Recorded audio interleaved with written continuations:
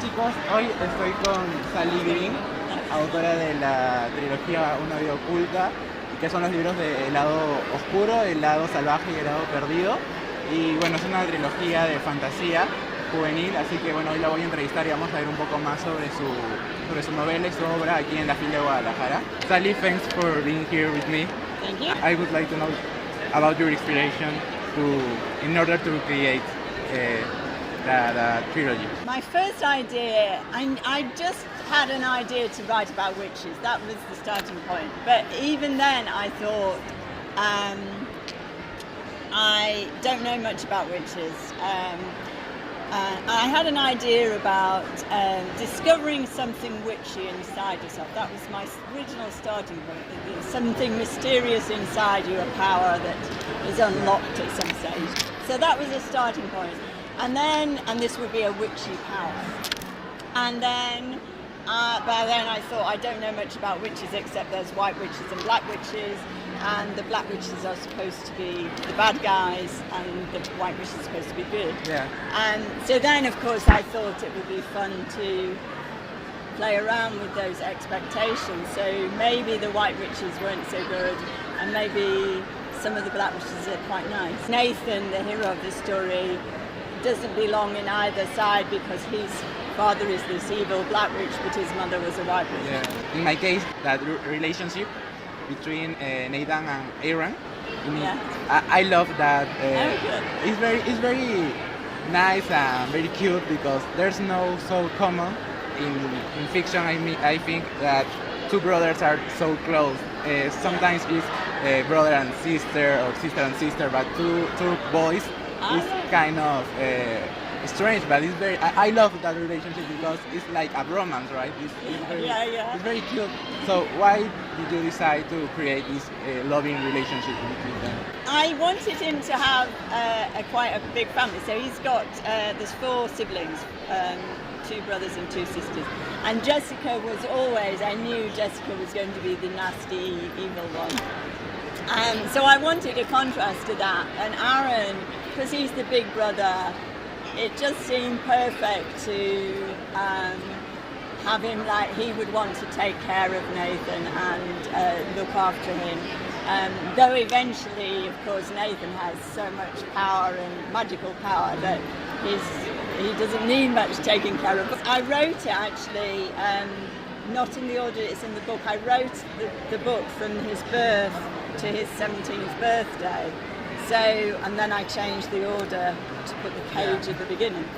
It was a good way to write it for me because I could see the development of the characters and the relationships as they grew old. He's gorgeous, Aarón, he is gorgeous. For me, it was very interesting at the beginning of the book. It was the narrator in second person. Why did you decide to write like this? I love second person, so I really wanted to do it because when I was writing Lado Oscuro, I didn't know it was going to get published. I was hoping it would be. So really, everything I did was writing the best I could, but for me, really, all the things I like. So I really like that, so I wanted to do it. Just for a short part of the book, because it's too much for a whole book, I think. It shows he's being kept in a cage, prisoner of the white witches, and he's desperate. He's losing his mind, he wants to escape. So I think, you start talking, saying, come on, you've got to do this, you've got to do it, as if you're talking to another person. He's not normal, he's very, very stressed at this stage. It's very impressive, I think, because you start to write and it's like very strong. The lines in the beginning of the book because it's in second person. It's dangerous, difficult, because some people, I know I like it, but some people don't like it at all. About maybe audiovisual things, the movies. Would you like to have the trilogy in the big screen? Oh yeah, that would be fantastic. Yeah, I've got a deal at the moment with a studio in UK, but it takes so long to get the script done, and everything's taking a long time. But hopefully it would be great, yeah. So. What is your influence in order to write fantasy or books or movies that you had like very important to you? I don't read a lot of witch books actually, and I read a little bit of fantasy. That's what I think is important to me, is that I'm creating my own world, so I'm not too influenced by other ideas. I mean, I've, Lord of the Rings and things like that I know about, but I try to do my own thing. So for me, the more important aspect of it is trying to get the characters, whether it's fantasy or real world, the characters are so important because you have to believe in them. Then you can believe in a dragon or a witch or whatever as well, but the person has to be convincing. Would you like to write another trilogy or fiction? Yeah, so I'm writing at the moment. I finished Lado Oscuro, that trilogy is finished. So now I'm writing a new trilogy, at least 3 books actually, it might be more, but anyway, at least 3. I don't seem to be able to do less than 3 books. And it's a fantasy story. It's not witches, but it's but a complete fantasy world. So it's not. So Lado Oscuro is set in the present day, the real world in Europe. But this new series will be. I'm making up a whole world of my own with a map of.